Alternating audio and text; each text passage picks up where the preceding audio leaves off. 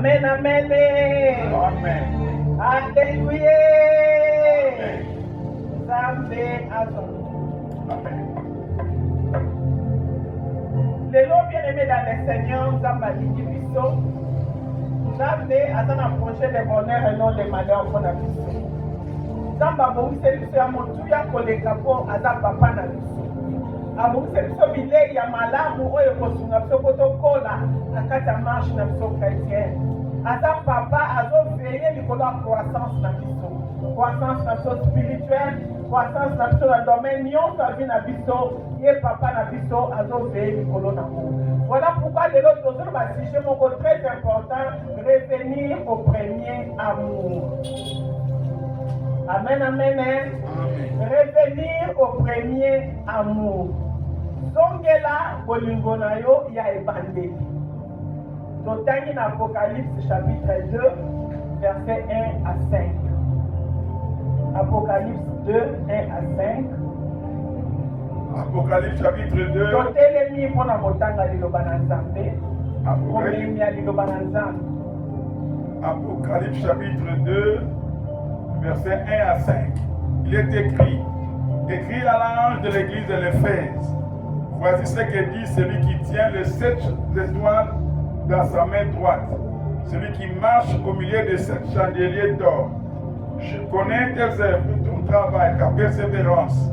Je sais que tu ne peux supporter les méchants, que tu as éprouvé ceux qui se disent apôtres et qui ne le sont pas, et que tu les as trouvés menteurs, que tu as de la persévérance et que tu as souffert à cause de mon nom, et que tu te prends la fée. Mais ce que j'ai contre toi, c'est que tu as abandonné ton premier amour. Souviens-toi donc d'où tu es tombé, répands-toi et pratique tes premières œuvres. Sinon, je viendrai à toi et j'ôterai ton chandelier de sa place, à moins que tu te répandes. Amen. Amen. Tobeteli liloba na Nzambe maboko tofandi na kombo na Yesu. Bien-aimé dans le Seigneur, revenir au premier amour. Yamonde totangi na Apocalypse chapitre 2, verset 1 à 5. Alors, tolingi toloba mwa mukie par rapport na l'église yango ya Éphèse. Bien-aimé dans le Seigneur, l'église à Éphèse, et Éphèse plutôt, était une grande ville. Éphèse, Otozo Tanga, na Apocalypse na biso, c'était une grande une ville prospère. Le loyo est situé dans Turquie. Yaounde ezalaki Éphèse. Le loyo yaounde bazobenga Turquie. Bien aimé dans le Seigneur, c'était une grande ville. C'était un centre commercial et religieux. Un centre commercial vraiment majeur. Mais pendant qu'il faut soutenir Batu, Yaounde c'est l'actuelle Turquie. Batunir va évangéliser Éphèse, ezalaki Priscille, Aquila, Apollo, Obakisi, na Paul. Bango te bayaki ko évangéliser ville wana ya Éphèse. Mais tant bango ko évangéliser ville wana bakutaka ke ezalaki na batemple ya badie mosusu oyo ezalaki na kati ya ville wana. Et batemple wana ezalaki ko influencer bachrétien au point ya kokota bango dans l'idolâtrie. Mais c'était une ville, une très grande ville. Alors, tant que comme l'église chrétienne n'a pas d'idolâtrie, ne place Nzambe à ekosepelaki. Église dont il y a Éphèse, c'est ça qui fait ma qualité nango. Et ça qui fait ma qualité n'est que tu kotanga. Je connais tes œuvres, ton travail et ta persévérance. Je sais que tu ne peux pas supporter les méchants. Tu as mis à l'épreuve ceux qui se prétendaient apôtres sans l'être et tu les as trouvés menteurs. Oui, tu as de la persévérance, tu as souffert à cause de mon nom et tu ne t'es pas lassé. Voilà bien aimé dans le Seigneur, l'église à Éphèse. Parce qu'il va tout le monde bien. Parce qu'il n'a mis ça là et malamu na kati l'église. Parce qu'il faut ça dans mon salon Nzambe, na persévérance. Parce qu'il faut supporter ma bêtise. Pour prouver même na bato pendant komi kokoya kokosa ke baza basali na nzambe bango na efete bademontre bango ke c'est faux boza basali na nzambe te mpe balongi bien-aimé dans le Seigneur basouffrir à cause ya kombo na Yesu sans que se fatiguer sans que abandonner mais nzambe azoba mais ce que j'ai contre toi c'est que tu as abandonné ton premier amour. Bien-aimé dans le Seigneur, le problème n'était pas dans l'absence de l'activité religieuse. Le problème est à qui on a été. Le problème est à une absence d'activité religieuse. Le problème est à qui tu as sous l'église et à comment vous êtes. Le problème est à qui nous avons réclamé le refroidissement de l'amour. Le refroidissement de l'amour qui devait motiver les services. Osala musala bien sûr, olingi nzambe bien sûr, na veille aux c'est bon, na intercession aux c'est bon, na protocole aux c'est bon, osala l'activité nous bien, mais nous comme nzambe a reproché le refroidissement de l'amour qui devait motiver ces services-là. On nous a refroidi. Donc motivation personnelle est ça les sous-soutés. On dit que motiver musala wana, mais motivation personnelle est ça les sous-soutés. Au combien ya kotindika, ozo sala me faut pas tindika yo, ozo sala me faut pas benga yo, ozo sala me faut pas sala pour bien-aimé dans le Seigneur. Pourtant, na évangile, avec ton premier amour, ce n'était pas comme ça. Amen, amen. Na bolingo ya ebandeli bolingo yo lingela kanzambe babana kotinda oteke komba église babana kotinda oteke sala boy na boy c'était automatique parce que ozaki na bolingo makasi envers nzambe parce que ozaki na bolingo makasi na musala na nzambe et lelo bien aimé dans le Seigneur il faut babenga yo pour ya église il faut bayebisa yo pour sala boye. On s'en va se reprocher et ça manque d'activité dans la église, mais l'amour qui devait motiver cette activité-là. L'église était active, persévérante et doctrinale même, vigilante, mais son service était sans amour. Et puis c'est maintenant qu'on veillait, n'a pas banga masum, n'a pas linga nzambe. Na kotia maloba na nzambe na misala mais son service ezalaki lisusu na bolingo te ezalaki lisusu na bolingo te bien aimé dans le Seigneur nde touti koloba soki otangi na verset 2-3 Christ azofélicité église à cause de ses bonnes œuvres non en tout cas misala na bino eza bien mais la fidélité extérieure ne remplace pas l'amour véritable de Dieu. Est-ce qu'on peut mettre la Yesu Mabo? La fidélité extérieure ne peut pas remplacer l'amour véritable de Dieu. Non. Yango tete to komona nde to somona na libanda nde bozo sala. Est-ce que yango wana nde eza na kati? Soki yango nde eza na kati ekoyebana ekomimonisa na ndenge yo ozosalela je m'excuse na ndenge yo ozotambola na nzambe mais bien aimé dans le Seigneur il y a une différence yango touti koloba que la fidélité extérieure ne peut remplacer l'amour véritable pour Dieu. On peut voir ce que tu fais extérieurement toujours présent toujours tout ça mais tu ne fais pas avec amour. Alléluia. Et donc nzambe azoseina na kati na yo. Lelo yo, eloko nzambe azoluka na kati na yo, c'est le vrai amour. Le vrai amour, on dirait tango yambaka Yesu sika. Cet enthousiasme-là. Ozaka na ngolero la oyambaka Yesu sima. So batie programme avec toi, on dit merci Seigneur. Parce que ozaka na besoin de la peine ensemble. Ozaka na posa koluka ensemble. Ozaka na besoin ensemble. Mais le vrai amour, le premier amour, enthousiasme ozalaka nango, le oyambaka Yesu. Lelo yo eza wapi? Et si on mesani na ensemble. Et si on commence à ekosala na moni, ekosala le côté bien aimé dans le Seigneur. Ça doit faire quelque chose. Revenir au premier amour.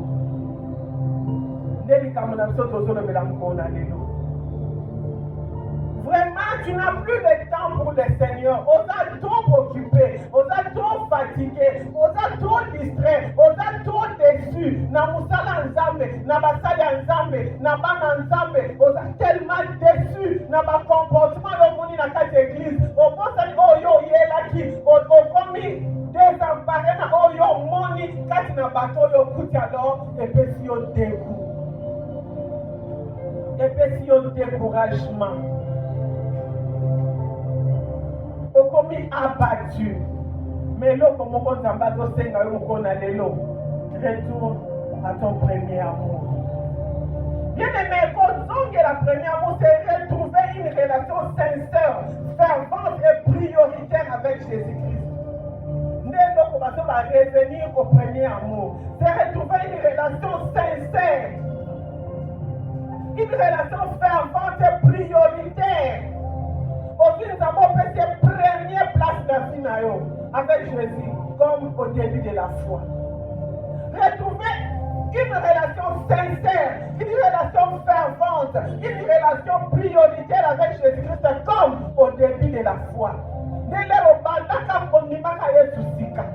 Yesu azalaka priorité na yo. Au bandaka lukazame na bosembo, na sincérité na motema na yo. Na persévérance au bandaka lembate, retourner au premier amour. Bien aimé, revenir au premier amour, c'est un vrai amour pour Christ qui se manifeste aussi par l'amour pour des frères et sœurs. Le vrai amour pour Christ plutôt, qui se manifeste aussi par l'amour pour des frères et sœurs, qui se manifeste par l'amour pour la prière, qui se manifeste par l'obéissance et le désir de vivre près de Dieu. Voilà. Revenir au premier amour. Un vrai amour pour Christ. Et ce vrai amour-là se manifeste aussi par l'amour pour des frères et sœurs. Au monde de Konayo Sepeli. Au monde Mwana Nzambe au Sepeli. Le vrai amour. Et puis ça peut se manifester par la prière, au lingi, au sambo, l'obéissance. D'ailleurs, la Bible de l'obéissance vaut mieux que les sacrifices. L'obéissance et le désir de vivre près de Dieu. Amen, amen. Hein? Et encore, bien aimé dans le Seigneur, troisième point dans le bâti, ce n'est pas nécessairement retourner à une ancienne émotion. Ou rechercher simple expérience spirituelle passée. Non, bien aimé dans le Seigneur. Retourner au premier amour et au Seigneur Wanaki.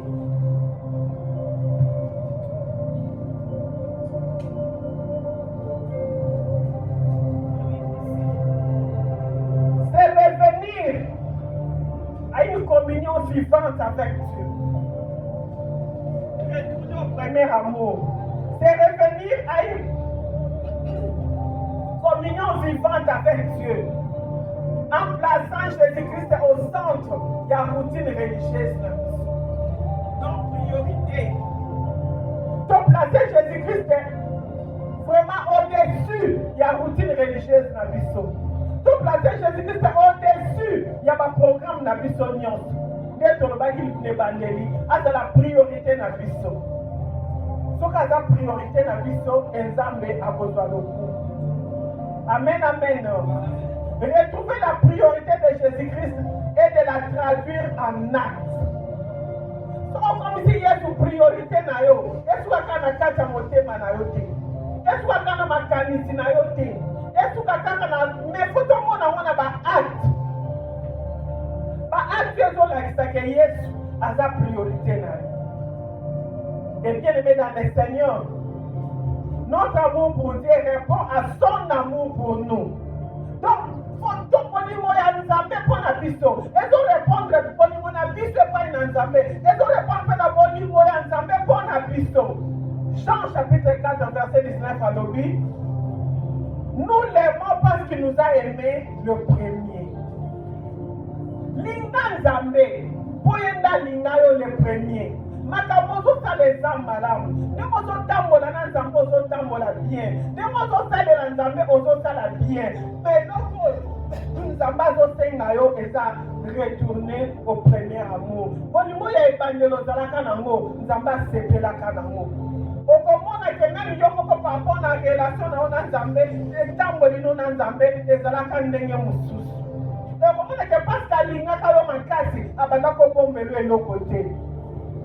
Parce qu'alingaka yo makasi, banda kotambola na yo pe kotambusa vie na yo. Bien-aimé dans le Seigneur, nous l'aimons parce qu'il nous a aimés les premiers. Celui qui nous a aimés les premiers, Aza fidèle. Celui qui nous a aimés les premiers, Aza Nangambo na biso. Biso, to linga Jesus koleka. Dès qu'on sale l'ensemble, c'est bon. Dès qu'on tambo dans l'ensemble, c'est bon. N'enge pe Christ on est fait des alaki. Papa n'a pas ça la bien. Mais là, comme ça, on n'a pas reproché bango. Premier amour, les alaki les sous-soutés. C'est là il y a abandonné ça la cali sous-soutés. Ne lo comme ça, on va reprocher yo lelo.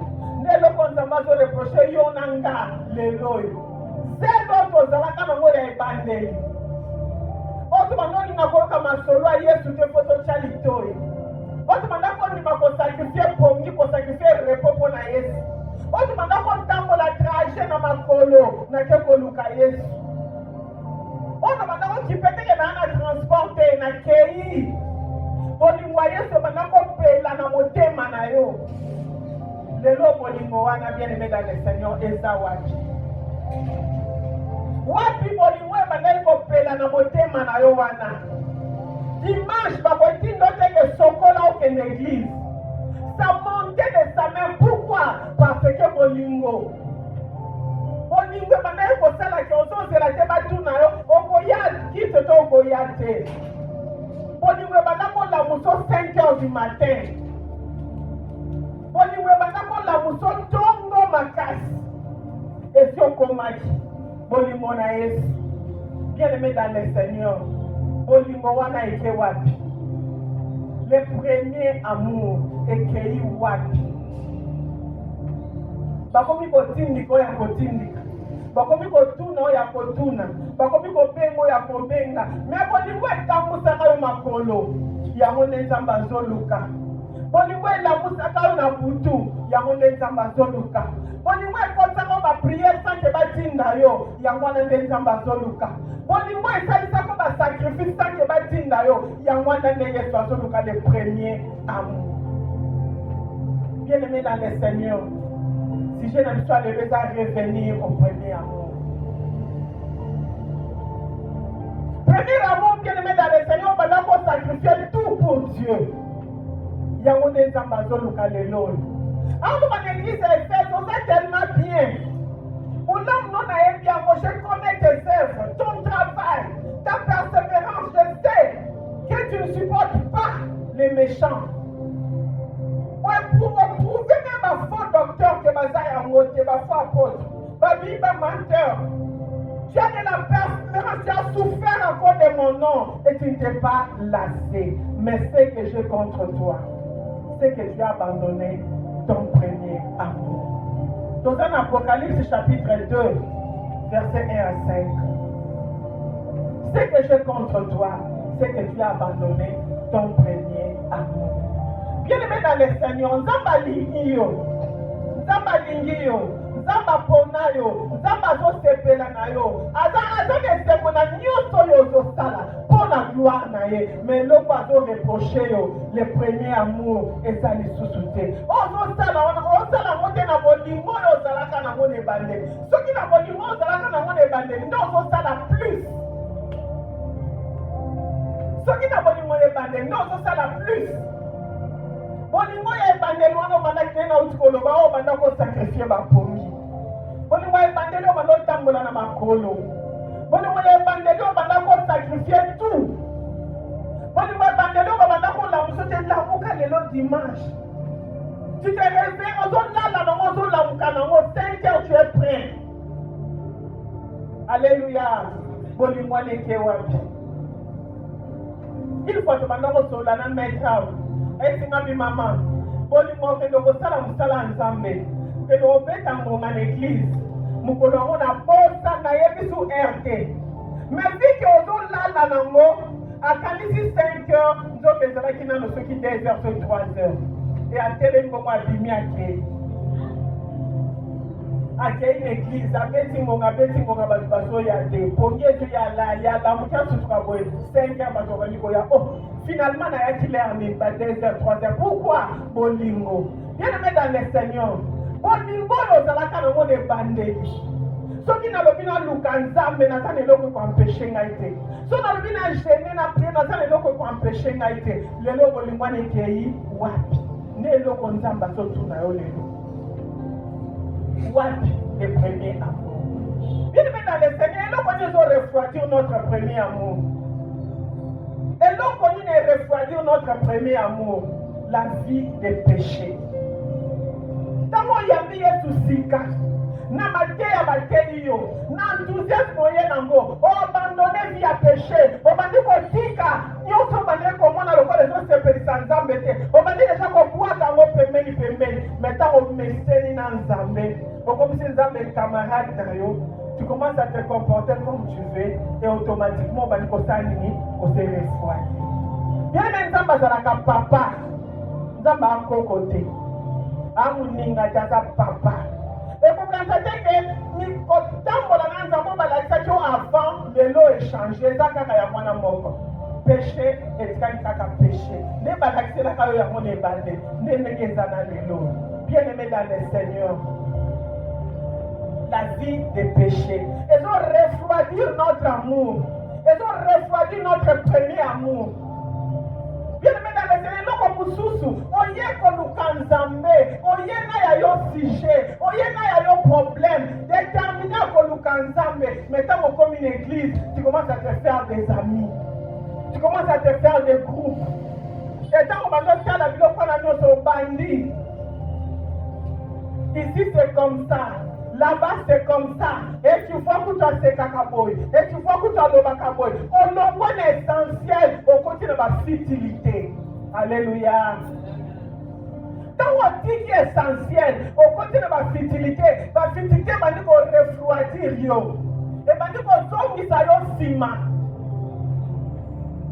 au côté de ma comparaison bien aimé dans le Seigneur la vie des péchés. La vie des péchés doit refroidir bolingo na yo pour nzambe. Manque à communion avec le Saint-Esprit.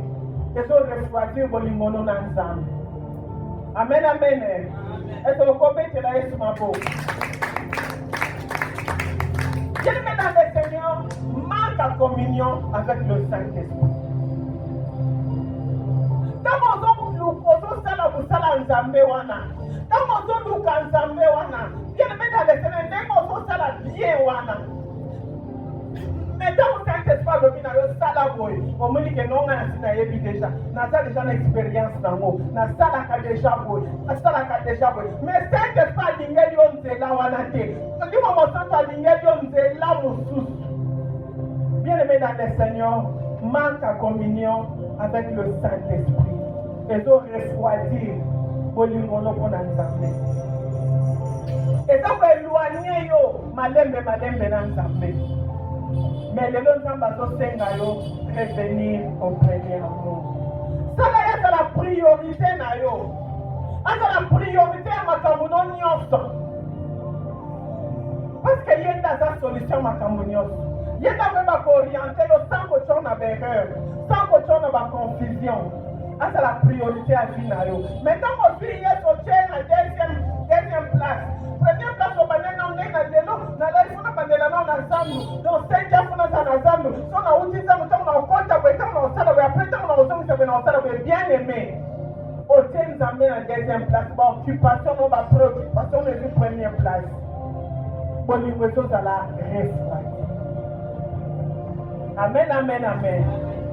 Bilo peut refroidir.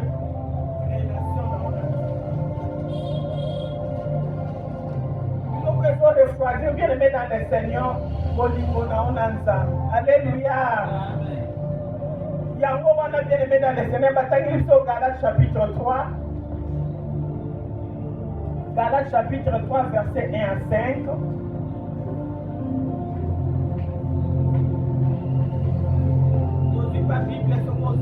Galates chapitre 3.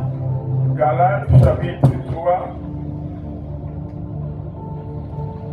versets 1 à 5. Ô Galates, dépourvus d'essence, qui vous a fasciné, vous aux yeux de qui Jésus-Christ a été peint comme crucifié. Vraiment. Voici seulement ce que je vais apprendre de vous. Et c'est par les œuvres de la loi que vous avez l'esprit, ou par la prédication de la foi. Êtes-vous tellement dépourvus de sens? Après avoir commencé par l'esprit, voulez-vous maintenant finir par la chair? Avez-vous tant souffert en vain? Si toutefois c'est en vain, celui qui vous accorde l'esprit et qui opère des miracles parmi vous, les fait-il donc par les œuvres de la loi ou par la prédication de la foi? Amen. Amen. Bien-aimés dans le Seigneur, les commandes hier soir reproché l'église d'Éphèse a reproché à Mopé Batamboko Galates. Galates chapitre 3 verset 1 à 5. Dans ma version, nous sommes dans la tangi balobi. Oh Galates, qui t'a ensorcelé? Dans ma version, nous sommes dit qui t'a envoûté? Nani asali yo Galates boye? Toi qui marchais si bien avec le Seigneur, qui t'a aveuglé au point de te détourner de lui? On va dire que malamu na Nzambe Galates. On s'est bien na Nzambe la grâce. On va dire que malamu na Nzambe ndeko. On s'est dit na relation malamu na Nzambe qui t'a ensorcelé. Qui t'a ensorcelé? Autrement, la question peut se poser, qui t'a influencé au point de te faire quitter la fidélité du Seigneur? Qui t'a influencé?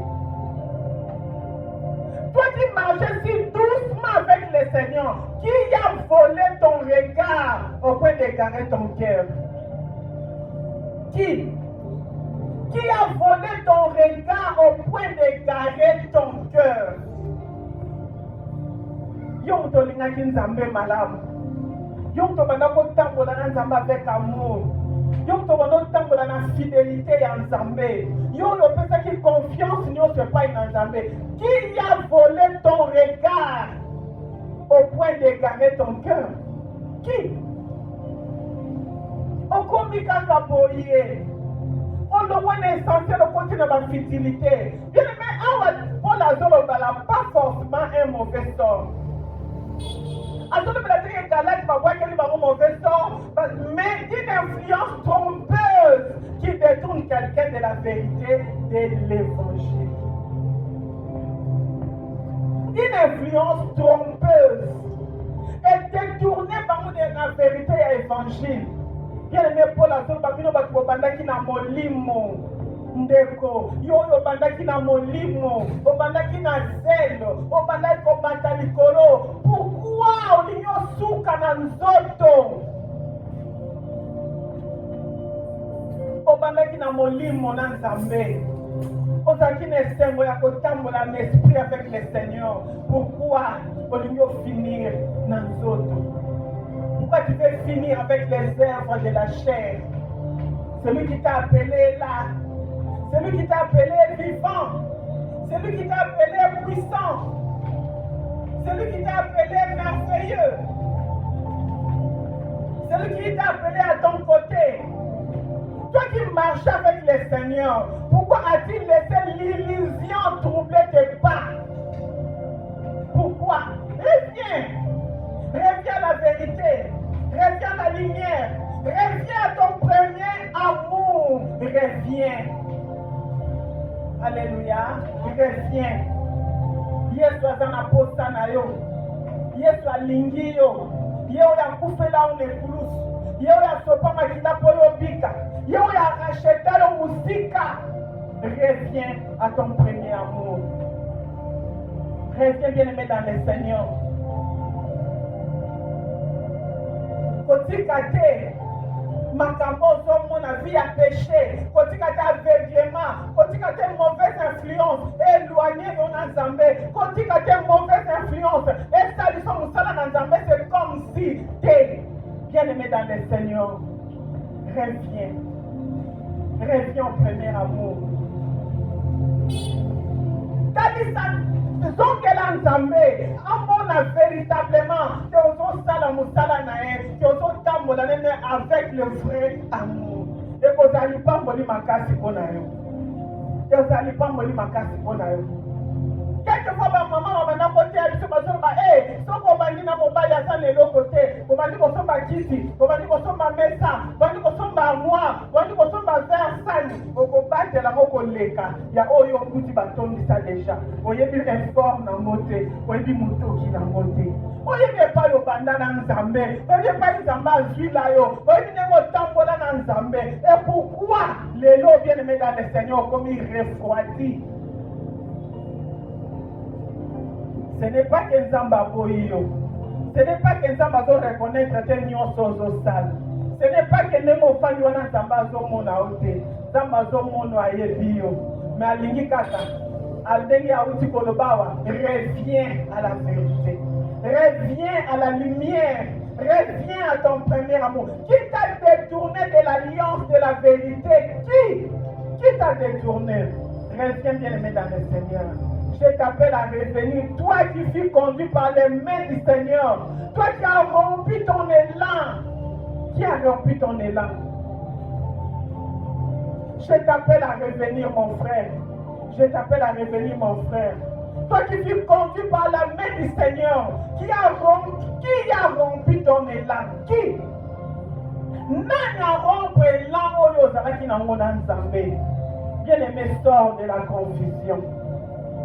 Sors de la confusion, moi, dans l'ensemble. Sors de la distraction, moi, dans l'ensemble. Sors, bien-aimé, dans le Seigneur, dans la lourdeur, moi, dans l'ensemble. Sors dans ma fatigue, moi, dans l'ensemble. Sors dans ma distraction, moi, dans l'ensemble. Sors dans ma convoitise, moi, dans l'ensemble. Reviens au premier amour. Ton Créateur a dans la postanaïo. Reviens à ton premier amour. Que tout voile tombe et que ton cœur retourne à la vérité de Christ. Alléluia. Bien-aimé dans le Seigneur, nous avons compris que voile nous fait zipio, et condition aveuglement, et condition de distraction, et puis reviens. Reviens à la vérité. Retourne à la vérité de Christ. Yesu lelo ayeka akotandelo loboko. Yesu lelo ayeka je t'aime. Je vois tout ce que tu fais pour moi. Je t'aime. Je reconnais tout ce que tu fais. Mais ce que je fais encore plus. Et ça que Zonga. Et si que Yoza la Kakala. Et ça que Yozonga. Bien aimé dans le Seigneur. Nemoza la Kakala. Nemoza la Kakala, bien aimé. S'il faut que de ma colonga na Kekaka. Attends, je ne sais pas que je na Kekaka na Kozonga na Kolia. Je ne sais pas que je ne bazon lamba otama nzala no tali olobi non na kende na no kolia le na kozonga. Bien aimé, tout ce que tu fais nzamba zomo nango nzamba yeli yango nzamba lola liyango pe nzamba ya bomo ya zo sepela nango ayebi yango azomona. Mais le comment pas lelo revenir na bolingo ya ebandeli wana parce que oyo ozosala pour le moment osala ko peut-être pour batu bamona pas vraiment avec le vrai amour pour batu bayoka pour batu bamona pour batu témoigner pour batu mais oyo banda kosala na ebandeli sans causer la batu batinda yo sans causer la batu témoigner pour na yo tu le faisais avec ton cœur avec le vrai amour. Boligowana yamone nzamba zoluka yamone nzamba zana ngoposa. Bien-aimé dans le Seigneur, ceux qui sont tombés na situation wana ya au premier amour ekufa. Ceux qui sont tombés na situation wana ya au premier amour c'est bunga déjà le long nzamba bomoy ayelio ba ici de sortie. Le long nzamba bomoy ayelio ici de sortie. Et donc, bien-aimé, il est important de comprendre que nous grandissons spirituellement en raison de l'œuvre du Saint-Esprit en nous. Tozokola en raison de l'œuvre du Saint-Esprit en nous. na mosala o molimo mosantu aosala kati na biso yango nde ezokolisa biso. Bien-aimé, lelo nzambe ayeli yo ici de sorti yo oyo na nga oyo tosi tokweyaki na kati ya faible na kati ya kobungisa le premier amour yo na nga oyo tosi tokweyaki na kati ya piège wana ya monguna. Nzambe azoyoba première chose tokosala to se souvenir nde tozalaka na moma wana. Tout se souvenir, plutôt reconnaître comment la relation était autrefois avec Dieu et identifier ce qui refroidit le cœur. Avec tous ces souvenirs là, Neni Tozalaki, plutôt reconnaître comment la relation était autrefois avec Dieu et identifier ce qui refroidit le cœur. Quand on sali première étape, c'est possible. Tobima na katia, ndenge tosi tobungisaki le premier amour. C'est possible tobima. To se rappeler de tozalaki. To se souvenir des relations tozalaka na Nzambe. To se souvenir na ba bienfait nango. Ne sengo tozalaka nango na moment wana. Na paix du cœur tozalaka nango na moment wana. Na tranquillité tozalaka nango na moment wana. On était libre. Pas trop de soucis, pas trop d'inquiétudes. Dieu pourvoyait à tout. Là, à ce moment-là, on était bien. On n'était pas chargé à capter dans ma problème d'être l'éloge. Nous avons balobi, tout se souvenir. Tout reconnaître comment la relation où ils allaient autrefois avec Dieu. Et tout identifier ce qui a refroidi les cœurs. Qu'est-ce qui a refroidi les cœurs? Est-ce que ça m'a camou dans son vivre? Est-ce que ça quoi? To identifier yango, parce que to identifier yango, to leki na deuxième fois to sali to se repentir. Quand to se souvenir, to kanti nege zalaka, to identifier o esali que to la refroidi. Après deuxième point na to sali ni to se repentir. Na kata repentance to changer de direction. Changer de direction et confesser sincèrement son éloignement. Amen, amen, hein? On changeait de direction, mais on confessait sincèrement éloignement. C'est vrai, nous avons s'éloigné qui nayo. Nasa ni susune na zalaka ni bandelité. Ezana makambo esali ke ngana yo to tambola sunzela mokote. To na tambola sundenge yo lingélité. Mais na ye ko senga yo limbisa ngai. Pe na ye ko kabwana na situation wana. Amen, amen, amen. Confessez sincèrement son éloignement. Bien-aimés dans le Seigneur,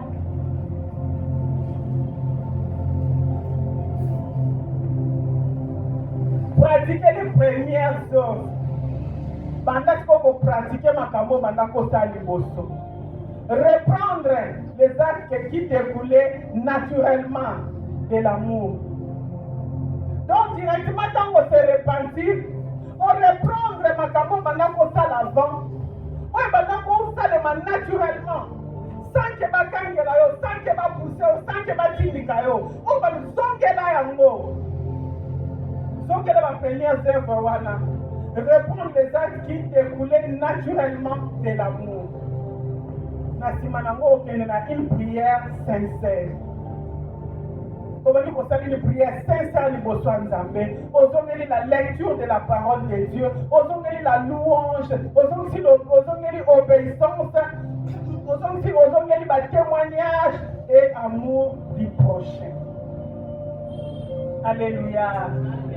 Si Mayayo peut se souvenir, si Mayayo peut se repentir, et yo ozongeli sikomaka o changer direction, ozongeli sikomaka mamalamo banaye kosala, et alors bien aimé, omi pesi na une prière sincère, ondimi, omi pesi une discipline ya kotanga liyoba na nzambe, ya louange même quand tu es seul, ya obéissance. Koto sanzambe, même les abattoirs mona ote, ya ko témoigner bolamu na nzambe, et encore plus amour du prochain. Yaneloko nini mususu ekomi amour du prochain na kati na bato. Eza ba makambo tolingi kotanga mingi ya kidoki. Tolingi toloba mingi ya kidoki. Ekomi plus l'amour na kati na bato. Ekomi ata mutu, posunga mutu ozobanga po yebe eta dam na ete. Posunga na mutu ozobanga po yebe eta dam na ete. Potambola na mutu ozobanga po yebe eta dam na ete. Mais pourtant, bien aimé dans le Seigneur, ce que dans les locaux togo, ça n'a pas d'okiwana, toliana bango, tomelana bango, tolalana bango, tolamukana bango, totambolana bango. Tant qu'un temps va faire ça qui nous est raté, ça la sauver l'eau. Tant qu'un temps va faire ça qui nous est raté, ça la sauver l'eau côté. Mais qu'est-ce qui fait que si quoi, là, ça ne pas au fond de la mission, ton monde est à Moutouana. Peut-être que ça peut t'intercéder pour naïr. Peut-être que ça peut te soutenir à Kamolama. Peut-être que ça peut nous a pas opéré ça, à d'autres elles sont pour la raison évelée. Mais yo quand on a bataille ça va wana, on doit comme Kamwana ndengeni. Automatiquement le binga a salué ngana e na yebite. Afanda kuna na kindo kinga pena afanda kutona nzambe nanga. Yesu ayaki pona bato mabe. Alléluia. Wana ya liboso fota na mutuna. Yo mo za 3 fois 5 ou 5 c'est que Yesu ayela kayote. Bien aimé to koma ba juge ya bato mususu. Mais tozo sanga komi juge biso moko. Soit dans fanda liboso na yo moko. Banda ko visualiser vina pe banana no komi juge. O ko te rendre compte que madame soza mabe ko le kabato yo kondana. Mukolo mutema na ko sungama. Zua dans fanda liboso na yo moko. Banda ko mitala ta façon de répondre aux gens. Ta façon d'agir. Madame soza ko talo be ye wana ko kozala musantu. C'est que vraiment bé ezangai. Bible le ceux qui ont commis samedi ça va ko samedi ça aussi. Mais ceux qui ont expert ya ko samedi ça va ko mususu ba ko samedi ça yo. Makambo zo condamner ba tu bazo sala, yo sala ngo tout bien. Mais on dit kaka ko tala ba tu mususu. Mitala. Okomana ke motema na yo mabe, motema na nga mabe, bizale na so mabe et refroidir premier amour tozalaka na. Premier amour tozalaka na mo. Et comment refroidir likolo bizale na so mabe. Mais bien aimé dans le Seigneur, mais l'autre chose ba tomitala. Oyo moni ke ngenge na bandela, na zo komba kaka wana tina lelo, yo kumisa na yo nzambe. Mais on a demandé que tu n'as pas fait frère en main. Tu as fait pétard le colon, tu n'as pas mis c'est-à-dire tu n'as pas télé place mon corps pour ça. On peut s'attirer déjà masse arrière pour ngama, on pousse dans le poteau. Bien aimé dans le Seigneur, banda comme jugé, banda comme il dans la kalatala, ceux qui prenaient amour et zakaka, tu es zakaka. Ceux qui n'aiment pas bandela kana nzambe, et zande mozoko banda jilo lelo. Nzamba na posa na. Bien maintenant, continuer un petit témoignage mon com.